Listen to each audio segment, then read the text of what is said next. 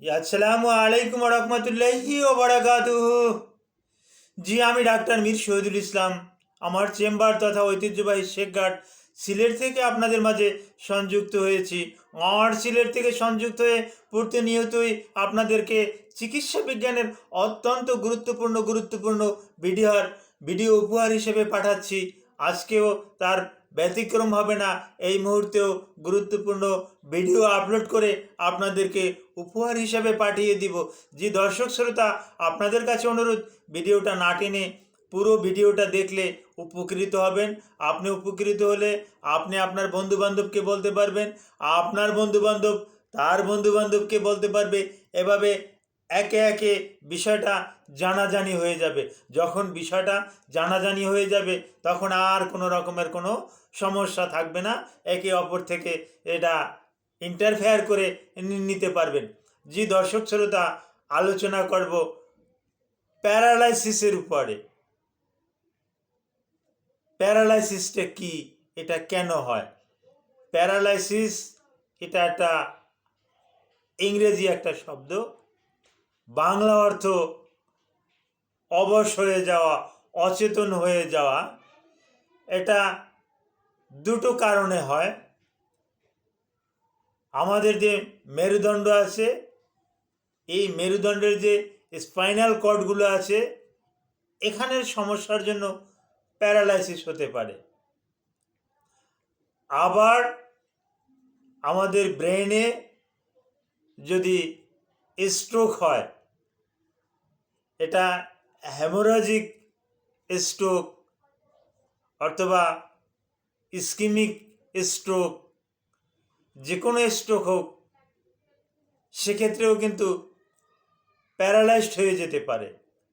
তবে ব্রেনে যদি স্ট্রোক হয় তাহলে সাধারণত আমরা লক্ষ্য করি একটা সাইড অচেতন হয়ে যায়, অবশ হয়ে যায়, প্যারালাইজড হয়ে যায়।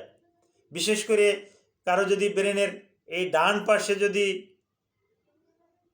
রক্তক্ষরণ হয়, ডান পাশে যদি স্ট্রোক করে, তাহলে কিন্তু বাম হাত, বাম পা, অর্থাৎ বাম সাইডটা তার অবশ হয়ে যায়।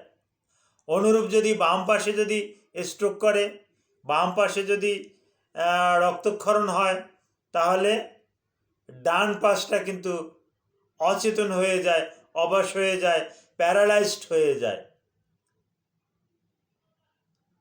আর মেরুদণ্ডে যদি বিশেষ করে এই যে ঘাড়ের যে হাড়গুলো আছে, এখানে যদি সমস্যা হয়, এখানে যদি বড় ধরনের কোনো সমস্যা হয়, তাহলে সারা শরীর অবশ হয়ে যেতে পারে। মেরুদণ্ডের হাড়ের যদি কোথাও ডিস্কগুলো প্রোলাপস হয়ে যায় এবং ওই ডিস্ক যদি কোনো নার্ভকে চাপ দিয়ে রাখে, তাহলে সেক্ষেত্রেও কিন্তু একটা সাইড প্যারালাইজড হয়ে যেতে পারে। আর মেরুদণ্ডে আরও বিভিন্ন রকমের সমস্যা হতে পারে।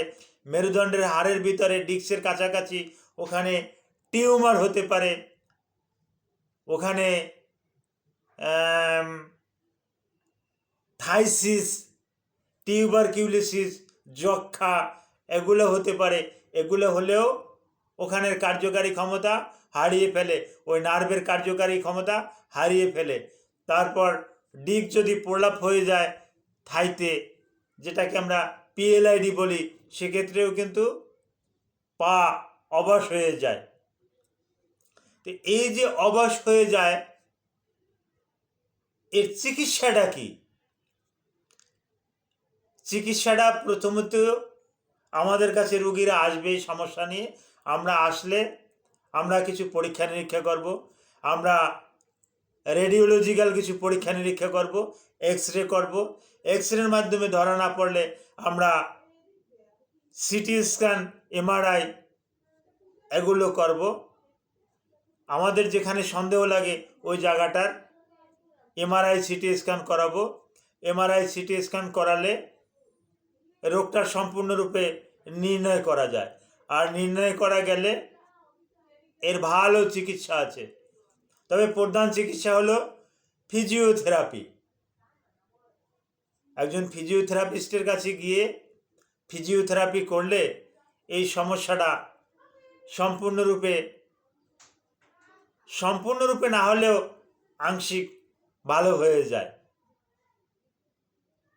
Thank you all.